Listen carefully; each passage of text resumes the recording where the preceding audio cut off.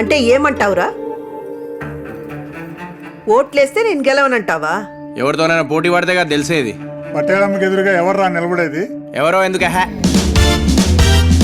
నేనే నిలబడతా. ఏంద్రా, నువ్వు నాకు ఎదురుగా నిలబడి గెలుస్తావా? ఏమో గెలవచ్చేమో. సరేరా, సర్పంచ్గా నిలు. ఈ ఊరి జనాల ఓట్లతో సర్పంచ్గా గెలు. అప్పుడు నా బిడ్డ నీకిచ్చి లగ్గం చేస్తా. అమ్మా, కానీ నువ్వు ఓడిపోతే నా బిడ్డని ఈ ఊరిని ఇడిచిపెట్టి వెళ్ళిపోవాలి. హ, ఏంద్రా ధైర్యం సాల్తలే? నా ధైర్యం మీ వెనకాలనే ఉన్నది.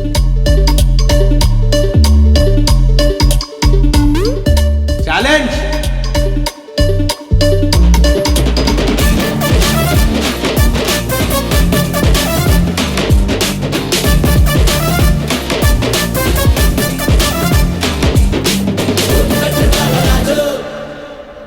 అమ్మా, ఆడ కలెక్టర్ సాబుకు మాట ఇచ్చినావు, ఈడ ఈయనతో పందెం కట్టినావు.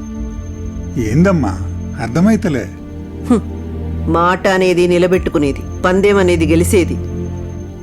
ఈ పనికి మాలినోడికెళ్ళి నా బిడ్డని కాపాడుకోనికే పందెం కాసాను దాసన్న. మాటపై నిలిసేది నేనే, పందెం గెలిసేది నేనే. మన ఊర్లే మొట్టమొదటిసారి ఎలక్షన్లు జరుగుతున్నాయి. మన పటేలమ్మ మీద బాలరావు సర్పంచ్గా పోటీ చేస్తున్నాడు. హో